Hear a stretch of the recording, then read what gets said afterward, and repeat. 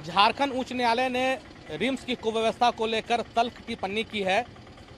आखिर क्यों उस रिम्स को जिसे एम्स के तर्ज पर विकसित करना था, और स्थिति यह है कि पूरी तरह से व्यवस्था बेपटरी हो गई है।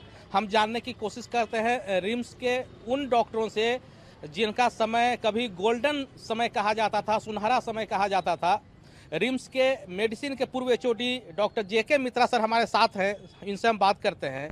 सर ये बताइए, जिस सपने के साथ आरएमसीएच को रिम्स बनाया गया था और कई वर्षों तक जिस तरह से आप लोग सेवा में थे, वास्तव में एक गोल्डन समय कहा जाता था, गलतियां कहाँ हो गई सर?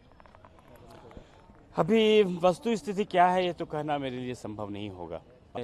सही और सस्ता और सुलभ ये इलाज जो रिम्स में मिलेगा, आरएमसीएच में मिलेगा, पुराना आरएमसीएच कहिए, रिम्स कहिए, वो पूरे झारखंड में कहीं नहीं मिलेगा।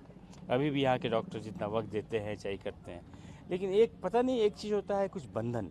एक होता है डॉक्टर जब काम करता है तो खुद स्वतः काम करता है, और एक स्वतः का मतलब है कि आप विकास। अगर आप किसी भी एक तोता को अगर पिंजरे में बंद कर दीजिए और उसको कितनों ट्रेनिंग दीजिए वो नहीं बोल सकता है, लेकिन जो जंगल में घूम रहा है चाहिए कर रहा है उसका बोलना और ये होता है। पता नहीं क्या हुआ, यहाँ लोग महसूस कर रहे हैं, कुछ घुटन महसूस कर रहे हैं, दबाव ज़्यादा महसूस कर रहे हैं, आप लोगों का दबाव, कुछ प्रशासन का दबाव, कुछ पब्लिक का दबाव। अब भीड़ इतनी बढ़ गई है, इतने मरीज हो गए हैं, सब मरीजों को संभालना, अगर मैन पावर कम हो और साधन का अभाव हो तो इसके लिए डॉक्टर को जिम्मेवार ठहराना उचित नहीं होगा। झारखंड बनने के बाद तो जनसंख्या में अपार वृद्धि हुई, कम से कम 20 गुना 30 गुना वृद्धि तो जरूर हुई है, लेकिन अस्पताल के साधन में, संसाधन में, जो मैन पावर है उसमें क्या 30 गुना वृद्धि हुई है? अभी भी वही स्ट्रेंथ है, अभी भी इतने लोग हैं, डॉक्टरों को प्रमोशन नहीं मिल रहा है, इतने सालों से काम कर रहे हैं, तो उनको एक तरह से आत्मसंतोष जब तक नहीं हुआ। हमारे मंत्री जी ने कहा था, स्वास्थ्य मंत्री ने, कि डॉक्टर प्रसन्न रहेंगे तो मरीज भी प्रसन्न रहेंगे, काम भी करेंगे। कहीं न कहीं समन्वय की कमी है और कुछ नहीं है। रिम्स अभी भी वही है और सुनहरा पल जो है वो फिर चमकेगा, थोड़ी सी धूल की परत जम गई है। लेकिन सर, जिस तरह से उच्च न्यायालय के न्यायाधीश ने कहा कि डायरेक्टर अगर सक्षम नहीं है तो इस्तीफा दे दें, क्यों आप बने हुए हैं, किसी आईएएस के हाथ में सौंप दें, क्योंकि जब जो मूलभूत जरूरतें अस्पताल पूरा नहीं करे मरीजों का, तो वैसे में दुख तो सर वाजिब है। डायरेक्टर पर सारा दोष मरना, डायरेक्टर यहीं के प्रोडक्ट हैं, वे रिम्स के एलुमिनाई रहे, रिम्स के प्रोडक्ट रहे। जितना उनको मन में चाहे हृदय में जितना रिम्स के प्रति लगाव होगा, जितना हृदय में दर्द होगा, उतना दर्द किसी को नहीं होगा। वो अपना प्रयास जरूर करें, उनकी क्या कमी है या क्या है वो खुद देखें, खुद ये करेंगे, लेकिन हाईकोर्ट का बोलना और उच्च न्यायालय पर कुछ भी कमेंट करना ये तो बिल्कुल सही नहीं है। अब उच्च न्यायालय वाले जज जो हैं वो आके देखते हैं, यहाँ की स्थिति देखते हैं, तो उनको लगता होगा कि नहीं सीख है।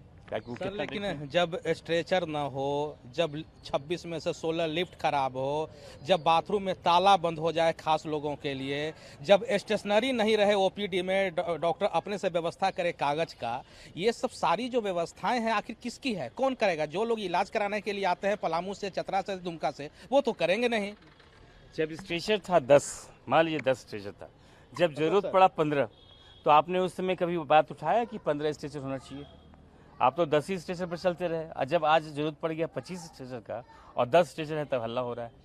तो वो तो धीरे धीरे बढ़ाना चाहिए था। जैसे बताया ना, संख्या बढ़ रही है, मरीज का लोड बढ़ रहा है, सब बढ़ रहा है, तो उसी हिसाब से साधनों की व्यवस्था भी करनी चाहिए थी। ये मेडिसिन विभाग के पूर्व एचओडी जेके मित्रा सर थे, इन्होंने कहा कि दूरदर्शिता की कहीं ना कहीं कमी रही, जिसके वजह से ये स्थिति बनी हुई है रिम्स का। डॉक्टर अशोक प्रसाद हैं हमारे साथ, रिटायर हुए हैं रिम्स के न्यूरो साइकेट्री विभाग से, इनसे हम बात करते हैं। सर, आप भी बिल्कुल अपना पूरा समय जो है वो रिम्स को दिया है, दुख नहीं होता है जिस तरह से टिप्पणियां आती हैं? बहुत दुख होता है। कुछ डॉक्टर आके मिलते भी हैं, जो अभी आप कठिनाई बतला रहे थे, जो कमी है यहाँ, इसी के विषय में डॉक्टर लोग बात भी कर रहे हैं। सबसे बड़ी बात तो है कि इतना बड़ा राज्य का सबसे बड़ा हॉस्पिटल है, जहाँ गौ या कॉटन नहीं मिले, ये तो बहुत ही हास्यास्पद है, शर्म की बात है ये तो। उससे भी बड़ी बात कुछ डॉक्टरों ने अभी बतलाया कि अगले वर्ष में किसी विभाग में 4 प्रोफेसर रिटायर करने वाले हैं। उसको भरने के लिए अभी कोई प्रक्रिया शुरू नहीं हुई है। हाईकोर्ट तो कितनी बार बहुत तरह का संज्ञान ले भी चुका है। हाईकोर्ट में जब पढ़ते हैं अखबार में, आप ही के न्यूज़ में जब सुनते हैं, तो शर्म से सर झुक जाता है। आखिर उसके कमी का पूरा करने का जिम्मेवारी किसका, कि यहाँ का प्रशासन का है। तो यहाँ प्रशासन को देखना चाहिए, दुरुस्त पहले ही से कर, 6 महीना बाद में क्या प्रॉब्लम होगा उसका भरपाई अभी से स्टार्ट कर देना चाहिए। वो ये यहाँ मेरे ख्याल से वो एबिलिटी नहीं है लोगों में जो कर सके। और ये बहुत बड़ा कारण है कि हम लोग जगहसाई का पात्र बनते जा रहे हैं। यहाँ के चिकित्सक पर नाकामी का लेवल लगता है, आपके कमी के चलते उन पर लगता है। तो आप अपना कमी को दूर कीजिए। देखिए, डॉक्टर अशोक का कहना है कि अभी सोचिए क्या स्थिति है कि आने वाले 1 वर्षों में कई प्रोफेसर रिटायर कर जाएंगे और उसके जगह पर कौन प्रोफेसर बनेंगे इसकी कोई व्यवस्था नहीं है। नतीजा ये होगा कि जो हमारी पीजी की सीटें हैं वो घट जाएंगी और तब हम लोग फिर चिरौरी करेंगे जाकर एनएमसी के पास कि हमारी सीटें दी जाए, बचाई जाए किसी तरह से। ये व्यवस्था आखिर पहले से क्यों नहीं सोचा जाता है? बिल्कुल अहम बात कहा है डॉक्टर अशोक प्रसाद ने। डॉक्टर लक्ष्मण हमारे साथ हैं, ये भी रिटायर हैं। चूंकि रिटायर हैं तो खुलकर बात भी कर रहे हैं, नहीं तो जो अनुशासन का जो डंडा चलता है निदेशक का, उसमें कोई डॉक्टर बोलना नहीं चाहते। तो डॉक्टर साहब ये बताइए कि आप लोगों ने एक लंबा समय रिम्स को दे दिया है या फिर आरएमसीएच को दिया है, क्या लगता है आपको रास्ता फिर क्या है, कैसे आगे बढ़ेगा रिम्स? देखिए, जहाँ तक रास्ता बढ़ाने का भी डॉक्टर अशोक का डॉक्टर मित्रा सर बताए, अभी हम जिस डिपार्टमेंट से रिटायर हुए हैं, रेस्पिरेटरी एंड पल्मोनरी डिपार्टमेंट, उसमें सिर्फ एक ही है। जिस समय हम थे उस समय 5-6 थे और अभी सिर्फ एक बचा है। एक ही सिंगल मैन, उसको प्रोफेसर कहिए, एचओडी कहिए, प्यून कहिए, चपरासी कहिए, जो कहिए, एक ही आदमी बचा हुआ है। वही आउटडोर चलाता है, वही इंडोर। वो कैसे कितना काम करेगा?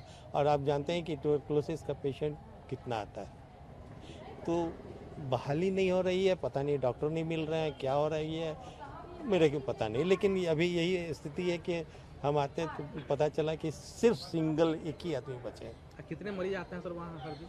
मिनिमम हम जिस समय थे 50 से तो कम नहीं आते थे। सर, तो ये जो कुव्यवस्था है, क्या इसके लिए सिर्फ रिम्स का जो निदेशक हैं उनकी जवाबदेही बनती है कि आप की और भी कुछ है सर? उसके अलावा सरकार की भी जवाबदेही है, मंत्री की जवाबदेही है? किसकी है ये तो कहना बड़ा मुश्किल है। अब अपॉइंटमेंट सरकार करे, रिम्स के द्वारा करे, किसके द्वारा, लेकिन डॉक्टर का बहाल होना चाहिए। तो देखिए, ये रिम्स के वो वरिष्ठ चिकित्सक हैं जिन्होंने एक लंबा समय रिम्स के विकास पर दिया है, यहाँ पर आकर के लोगों की सेवा की है। और इनका कहना है कि कहीं ना कहीं रिम्स को लेकर के सरकार और जो तंत्र है उसकी अदूरदर्शिता सबसे ज़्यादा जिम्मेवार है। और जब तक ये दूर नहीं होगा, जब तक हम ये नहीं सोचेंगे कि आने वाले दिनों में हमें रिम्स को किस रास्ते पर ले जाना है, किस ऊंचाई तक ले जाना है, तब तक कोई सुधार संभव नहीं है।